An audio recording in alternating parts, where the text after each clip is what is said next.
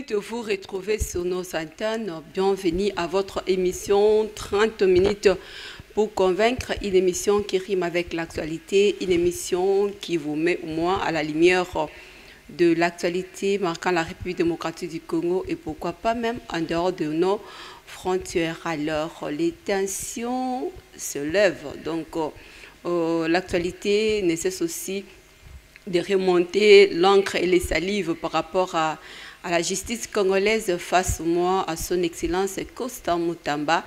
Et on va y revenir aussi tout en se référant de la sortie médiatique de l'ex-président de la République, Joseph Kabila, où est-ce qu'il est question de la médiation ou bien c'est juste une scène politique où il brise le silence tout en se positionnant aussi dans la partie de la République démocratique du Congo. Ce sont juste des préoccupations, vos préoccupations, des questions posées. Vous avez au moins le réel plaisir d'avoir toutes les réponses possibles avec notre invité de la soirée, prophète Stéphane Kalinda. Il est au moins l'habitude de cette émission 30 minutes pour convaincre. Ce n'est pas une figure nouvelle pour nous. Il est analyste politique et CG juste de Gazas. Bonjour, bienvenue, bon week-end. Bonjour madame, je suis très content d'être encore une fois de plus reçu sur votre plateau. Ça fait un peu beaucoup de temps que nous n'avons pas parlé. Vraiment. Nous savons sur la passion de la République et on doit parler République parce que nous aimons notre République. En tant que secrétaire général de Gazas, groupe d'associations pour le soutien des actions chefs de l'État, nous sommes une association sans but lucratif et nous sommes là pour défendre les intérêts de notre pays. Merci beaucoup. Les intérêts de notre nation, c'est ça qui prime au moins en premier lieu. On va commencer d'abord avec le dossier judiciaire. On commence avec le dossier judiciaire. L'Assemblée nationale face à Constant Mutamba. On va essayer un peu de répondre à votre question parce que vous m'avez demandé si l'Assemblée a-t-elle joué un rôle de poste pilote. Donc l'invité va juste réagir par rapport à ça. Mais quelle lecture faire sur la justice congolaise actuellement? Je peux bien comprendre la question. Quelle lecture faire sur la justice congolaise? La justice congolaise, elle reste justice parce qu'ils sont en train de faire leur travail comme étant le pouvoir par entier. Parce que la justice, c'est tout un pouvoir qui est séparé des autres pouvoirs. Alors, il est en train de travailler et en train de rechercher qui on peut remettre en ordre, ainsi de suite. Parce que ça même le rôle de la justice, c'est remettre les choses en ordre dans une nation comme la nôtre ici.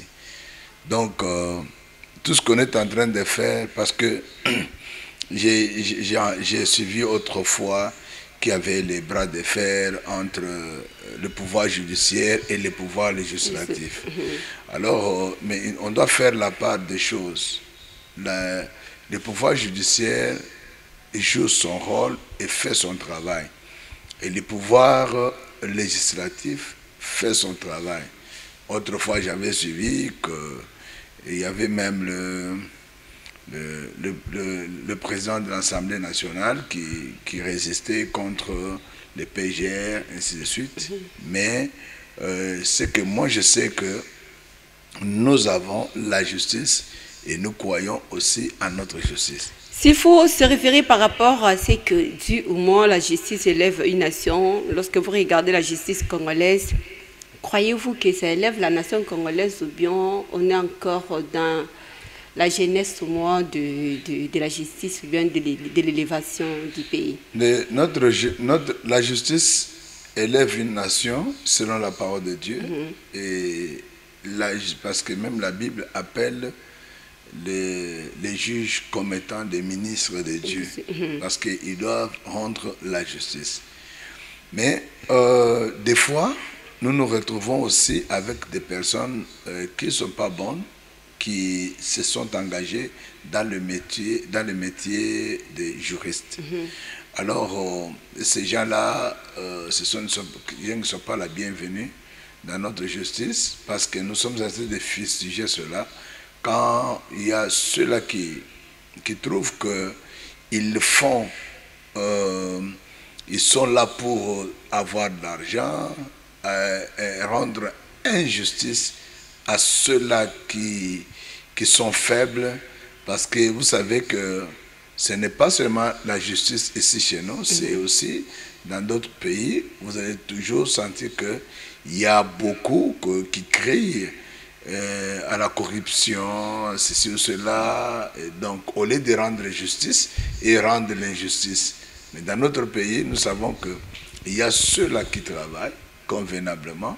Il y a également ceux-là qui ne travaillent pas convenablement. Alors, s'il faut se figurer par rapport à ceux-là qui travaillent convenablement, et surtout qu'avec ces gouvernements, il y a 6 ans déjà, on ne cesse moins de voir, surtout, ça devient comme un repas au menu du jour, les détournements. Quelle lecture faire? Mais vous savez, le problème de détournement dans notre pays, ça devient comme une accoutumance. Les gens, chaque fois, nous attendons tel a détourné, tel a détourné. Également, il y a ceux qui détournent aussi. Il y a ceux qui détournent. Et nous, moi j'ai toujours dit ceci, lorsqu'il y a des gens qui détournent les fonds publics de l'État, il faut toujours les poursuivre en justice et les punir. Et les punir, certainement. Parce que beaucoup de gens, donc, ils jouent avec la République et avec le bien de la République. Comment voulez-vous que quelqu'un à qui on lui donne, par exemple, l'argent pour faire tel travail, mais il refuse de faire ce travail, il va prendre l'argent, il va mettre dans sa poche, par exemple, ou soit ils doivent se partager cet argent-là. Vous voyez? Alors, ce n'est pas quelque chose de bien, parce que nous sommes en train de chercher à développer le pays. Même le président de la République, dans ses dires à chaque instant, c'est que nous avons besoin de développer ce pays.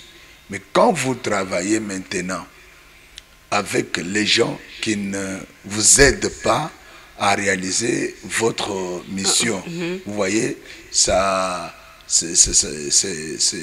dérange quelque part. Ça dérange quelque part. Comme nous avons évoqué juste la notion de détournement en République démocratique du Congo, cette fois-ci, on va aller avec le dossier qui est juste en cours avec son Excellence Constant Mutamba, qui est accusé d'un détournement. De votre côté, quel commentaire faire? Bon, quand nous avons suivi l'histoire de Constant Mutamba, il n'y a pas tout à l'heure là que je venais de suivre certaines informations par rapport à ces dossiers-là. Donc, on l'accuse d'avoir détourné 39 millions. Alors, de son côté, parce qu'autrefois nous avons suivi le ministre des Finances qui a dit que l'argent n'a pas été décaissé. Alors, aujourd'hui, comment nous pouvons dire, parce que le ministre Mutamba, donc il est le ministre de Justice dans notre pays, et il doit être quelqu'un qui doit être un modèle et un exemplaire pour notre pays. Et par rapport aussi au ministère qu'il est en train d'animer et de la discipline que lui-même a faite. Alors, si la justice est en train de les soupçonner de quelque chose, donc il faut que la justice puisse faire son travail et il va donner ces éléments de réponse, et ce sont ces éléments de réponse qui vont faire à ce que la justice dans notre pays se décide ou va l'acquitter, ou soit la justice va le condamner.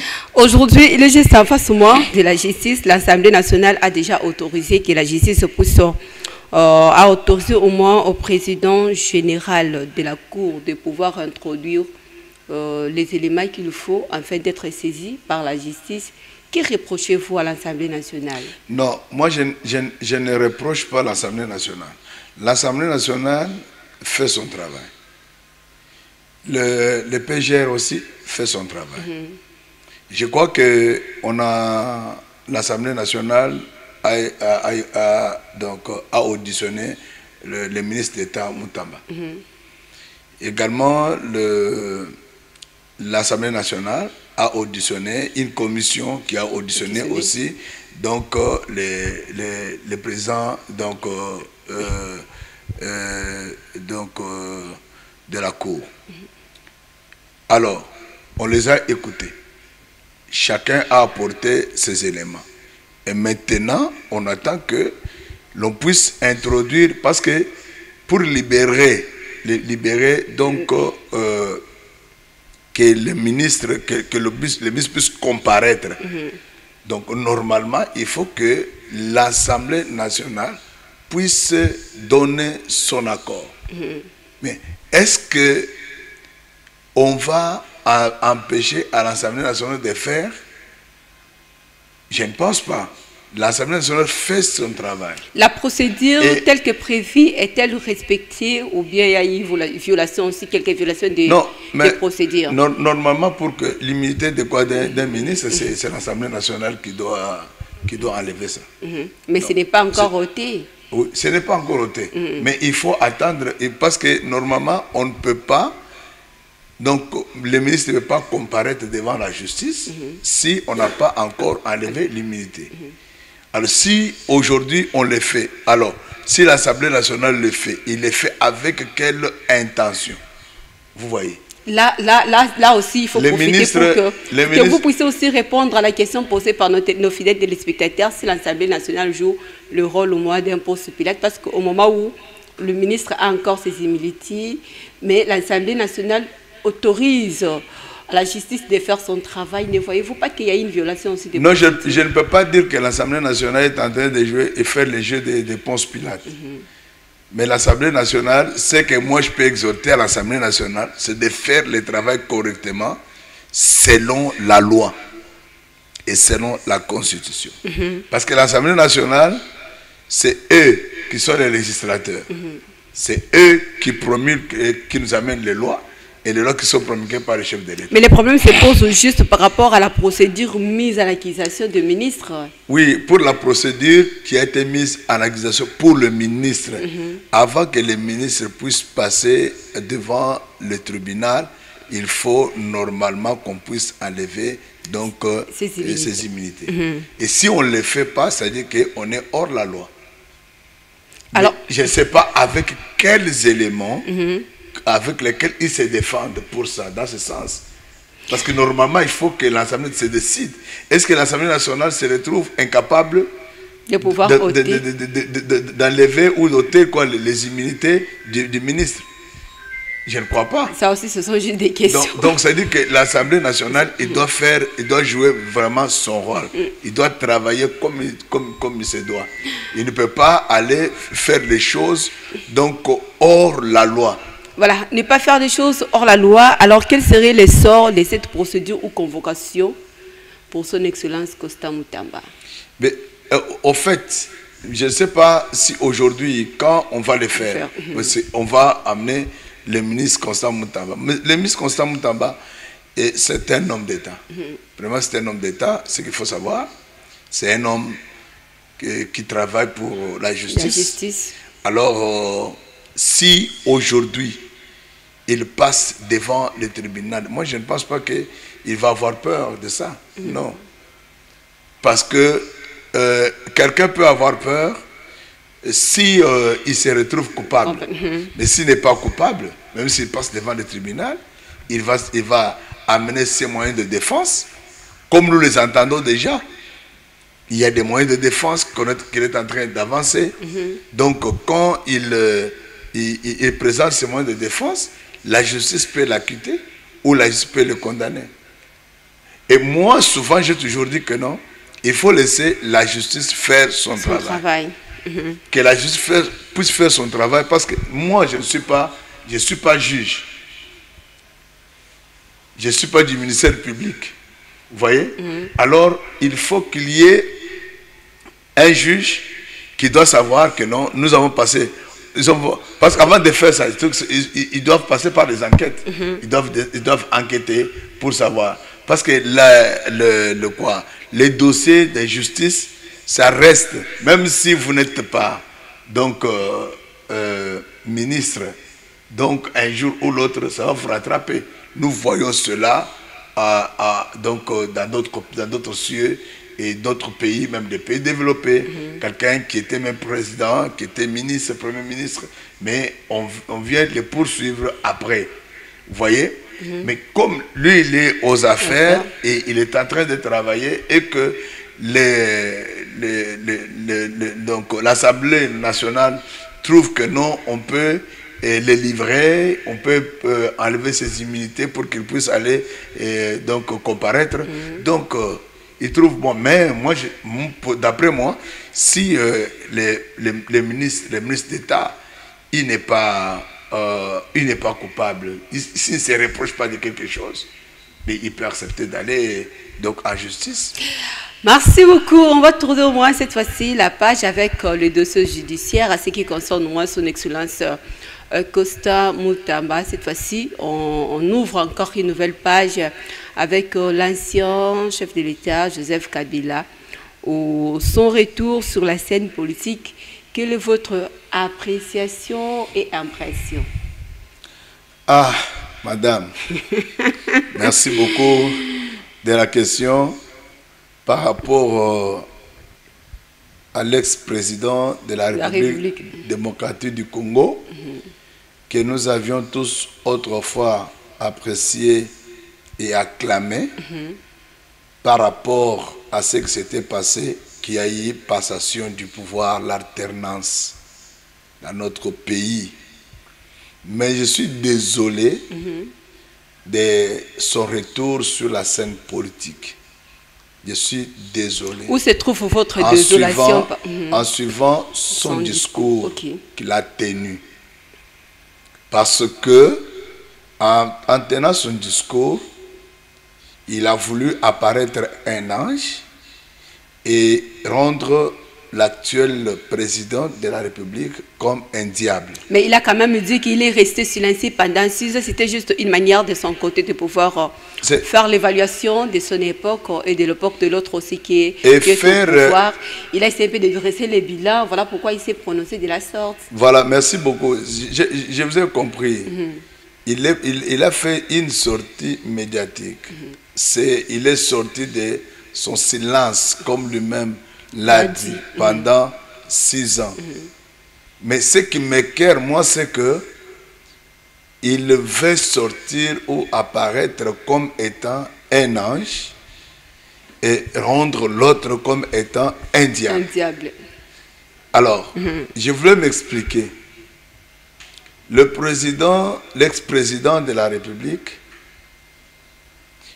il a dit qu'il a été accusé qu'il était à Goma pour rencontrer les M23 et son allié. Pour lui, c'était du mensonge. C'était juste les rumeurs des réseaux sociaux. C'était les rumeurs des réseaux sociaux.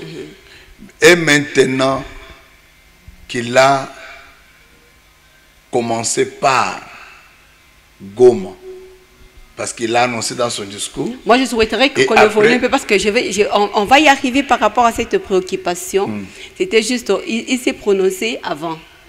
Le fait de rester silencieux de son côté, c'était juste une infraction ou même l'histoire ne saurait au moins retenir quelque chose digne de son côté. Alors, étant que militaire, il s'est dit, il a juré quand même de rester au moins, de se sacrifier surtout au sacrifice suprême pourvu que la RDC retrouve au moins sa vraie paix. De votre côté, croyez-vous comme étant juste un soulagement pour la République démocratique du Congo ou bien ça fait peur au moins pour le gouvernement en place? Non, ça ne peut pas faire pour le gouvernement en place. C'est que ma lecture, j'ai compris que Joseph Kabila, il a encore le soif de diriger la RDC. Première des choses.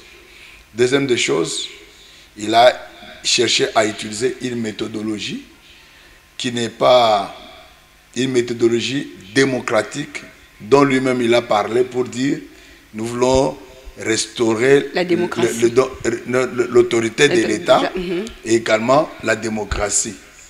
Et quand, depuis très longtemps, le président Félix Antoine Tshisekedi, il a dit dans ses interviews que celui qui est derrière le M23 et Nanga, c'est Joseph Kabila. Et ce que le président disait, peut-être d'autres personnes ne prenaient pas ça au sérieux. Mais le président avait fait la lecture de voir les choses.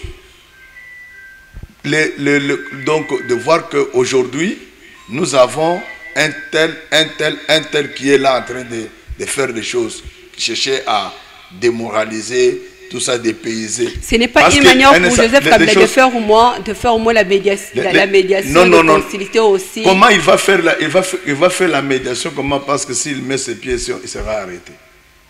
Il va faire la médiation où et avec qui? Le malheur que nous avons aujourd'hui, madame, nous avons fait plusieurs fois des émissions avec vous aussi. Les malheurs que nous avons dans notre pays aujourd'hui, c'est Joseph Kabila qui est à la base. L'infiltration, les brassages, tout ça, les mixages, c'est Joseph Kabila. C'est Joseph Kabila. Et dans les accords qu'ils ont faits à l'est de la République, vous savez qu'on ne changeait pas donc les militaires, on ne faisait pas les relèves.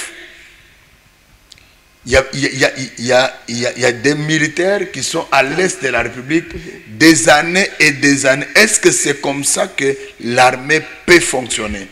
C'est parce qu'il y avait des accords pour dire que ceux qui sont à l'est restent à l'est. C'est en forgeant qu'on devient forgeron. Peut-être ça a été aussi le cas avec Joseph Kabila. Ce sont des choses que Joseph Kabila a fait donc à l'est de la République. Il a pris l'est de la République, il a donné aux ennemis. Il a donné ça aux ennemis. Et s'il veut rétablir l'autorité de l'État et la démocratie, c'est par donc le coup d'État qu'il est en train de préparer. Avant d'abord d'y arriver à ces 12 points évoqués lors de sa sortie médiatique, quelle lecture faire ou bien qui devons-nous retenir à ce qui concerne moi l'histoire de Belgeran, parce qu'il a parlé aussi dans son discours l'histoire des Belgerans en RDC. Madame, l'histoire des Belgerans en RDC, vous vous rappelez bien que c'était, je crois, en 2004. C'était en 2004 que tous ceux qui avaient... Vous savez que l'honorable Lambert Mende, que je salue de loin, il a dit autrefois que nous avons été manipulés par des gens, parce que tous ceux qui étaient à l'est de la République, chacun avait un seigneur. Le discours est tenu juste après le départ de Kabila. Oui, c'est après le départ de Kabila. Ça. Donc, quand c'est un homme sincère. J'apprécie beaucoup l'honorable Lambert Mende. Il est un homme sincère. C'est un homme, c'est un patriote, c'est quelqu'un qui aime bien ce pays, c'est un nationaliste. C'est un nationaliste. Alors, il a dit dans une interview qu'on lui avait accordée, il avait dit que il y avait des seigneurs quand nous étions donc en rébellion, parce que lui était en RCD. Chacun pouvait apporter donc le rapport à son seigneur. Et ces seigneurs-là, ce sont les impérialistes qui sont en train de créer les troubles chez nous à tout moment. ce sont les Européens, les Américains, les Anglais, et ainsi de suite, qui ont pris chacun à un nombre de gens. Et quand ils sont allés à Sun City pour tenir des réunions qu'ils ont tenues à Sun City, donc après quoi, ils ont proposé la constitution, des institutions, c'est comme ça qu'ils sont revenus ici. On va se prendre au moins, je souhaiterais qu'on tire au moins, qu'on puisse faire le tirage au sort par rapport aux 12 points préconisés par l'ancien président Joseph Kabila. La première des choses, se mettre fin juste à la dictature. Sentez-vous que la dictature en République démocratique du Congo a fait juste son temps plein et des retours aussi? Mais tu sais que ça c'est moquer, cracher même sur la mémoire de ceux qui ont milité sur la démocratie dans ce pays. Kabila ne peut pas dire qu'il va lutter contre la dictature parce que dans notre pays, Tshisekedi, il n'est pas un dictateur. Tshisekedi, c'est un démocrate. Si nous avons des gens ici qui parlent, qui disent des choses, donc contre même Tshisekedi, qui l'insulte même, pas toucher à sa personne, vous voyez, mais il ne fait absolument rien. Comment il peut parler de la dictature? Parce que nous avons des institutions. Nous avons l'Assemblée nationale, nous avons le Sénat, nous avons l'armée, nous avons la police, nous avons tout un gouvernement. Et toutes ces choses se sont faites sur base de la Constitution. Donc, de la République. Et quand on va parler de la dictature, il parle de quelle sorte de dictature? Vous voyez? Plutôt c'est lui qui avait amené les gens dans la dictature. Faire rétablir au moins l'autorité de l'État sur toute l'étendue. Il fait allusion à quoi en disant ça? Mais ça, c'est la question qu'il faut poser à Kabila. Il va établir l'autorité de l'État. Pendant que l'État existe, notre État existe. Est-ce qu'il connaît vraiment? Peut-être il a senti aussi l'absence de l'État sur toute l'étendue de la République démocratique. L'absence de l'État où? Où est-ce qu'il y a l'absence de l'État? Où est l'absence de l'État? Nous avons la partie est de la République, Nord Kivu et Sud Kivu. Une partie de Nord Kivu est prise par le rebelle. Donc une partie de Sud Kivu est prise aussi par le rebelle. Donc, mais l'ensemble de la République, il y a l'autorité de l'État qui est établie parce qu'il y a toutes les institutions. Nous avons des gouverneurs, nous avons l'Assemblée provinciale, nous avons des gouvernements provinciaux, ainsi de suite. Donc, quelle autorité de l'État dont lui parle? Et lorsqu'il faut parler au moins de la liberté fondamentale au moins, alors d'ici. La liberté fondamentale. Bon, vous voyez que même toi, madame... N'a-t-il pas droit de pouvoir s'exprimer librement? N'a-t-il pas droit au moins de vivre librement? Madame, est-ce qu'en République démocratique du Congo, il n'y a pas les gens qui s'expriment librement? Est-ce que vraiment les 12 points que l'ex-président a évoqués, est-ce qu'il connaît vraiment la quintessence? Parce que nous avons la liberté de presse en RDC. Nous avons la liberté sur tous les plans. Les peuples circulent convenablement. Les gens s'expriment facilement. Sauf que lui. Convenablement. Mais lui il était dans le silence. Il vient de briser son silence maintenant. Pour maintenant revenir sur la scène politique. Et la scène politique, c'est pour revenir. Parce que quand il est parti à Goma, il a réuni les chefs de confession religieuse. Il a réuni des chefs coutumiers. Il continue avec ses concertations. Mais je me pose la question, ces concertations vont se limiter seulement là-bas ou ça va arriver jusqu'ici? Ça va arriver jusqu'ici parce qu'il fut au moins un ancien chef de l'État. En fait, apparemment, c'est ça. C'est juste une manière, comme je vous avais posé la question, peut-être qu'il est en train aussi de jouer la médiation, vu tout ce qui s'est passé. Non, madame. D'abord, la liberté est assurée dans notre pays. Voilà, la liberté est assurée. On va prendre au moins le 6e point, là où il a parlé sur réconcilier les Congolais et reconstruire encore la cohésion nationale. Réconcilier, les Congolais sont divisés. On ne sait pas. Écoutez, il a parlé également du tribalisme. Il a parlé parce que réconcilier les Congolais, il veut dire... Mais tu sais que les gens qui sont même à l'est de la République là-bas, ils n'ont pas leur cœur à l'est de la République. Ils ne font jamais confiance ni à Bizimwa, ni à Nanga, ni même pas à Kabila. Mais parce que leur cœur est ici à Kinshasa. De quelle réconciliation s'agit-il? Mais c'est ce que je voulais dire. Quand tu parles de réconciliation, on va parler de quelle réconciliation? Parce que la réconciliation... où il veut que nous puissions, que l'on puisse se mettre ensemble avec les Bizimwa, avec les Nanga, qui venaient de tuer plus de 12 millions de Congolais à Goma et à Bukavu. Donc, on doit se mettre ensemble avec eux à la table pour parler l'accoutumance que lui avait.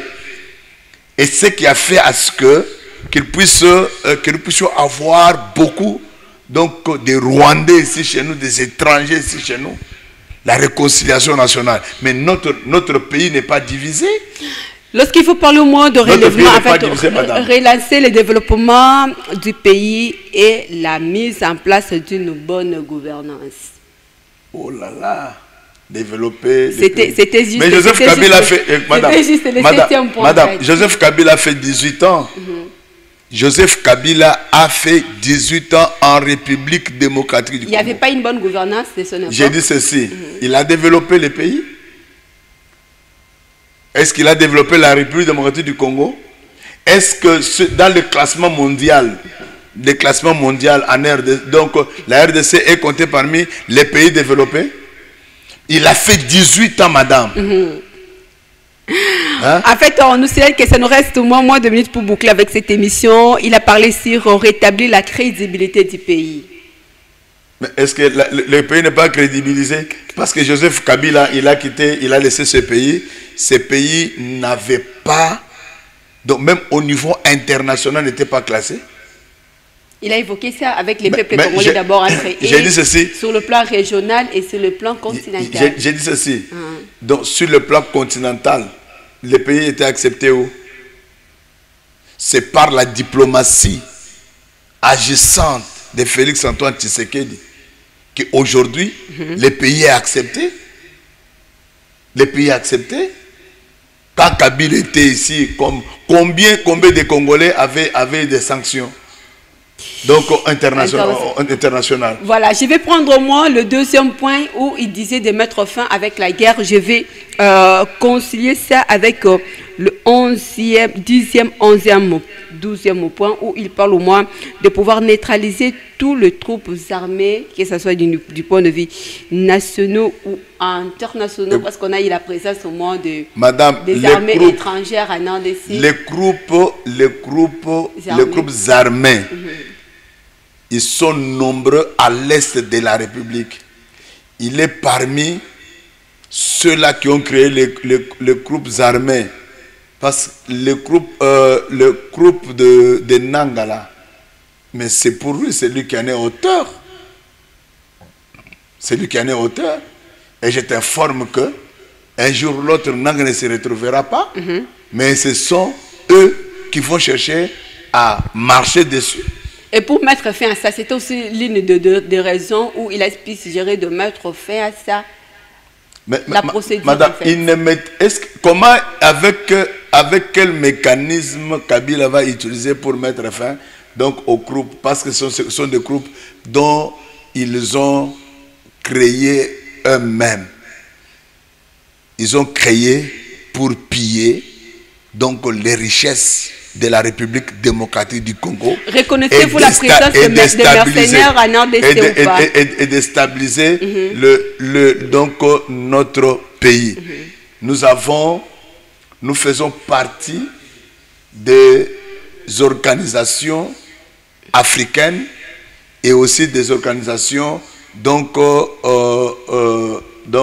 Nations Unies.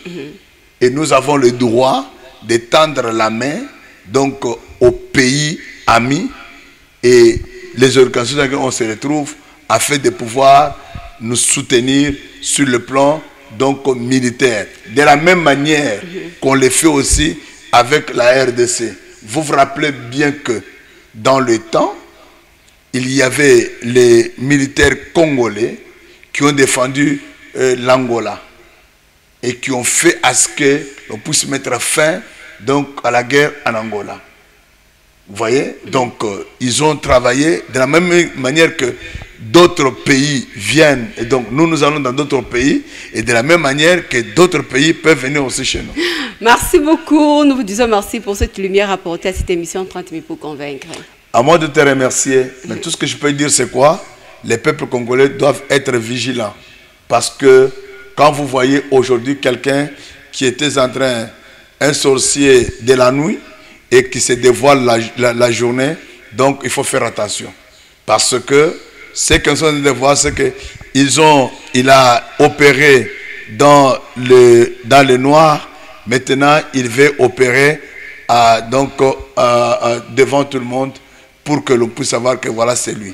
Et je sais que notre pays, nous Congolais, nous sommes là et nous allons faire à ce que ce pays puisse avoir une stabilité totale.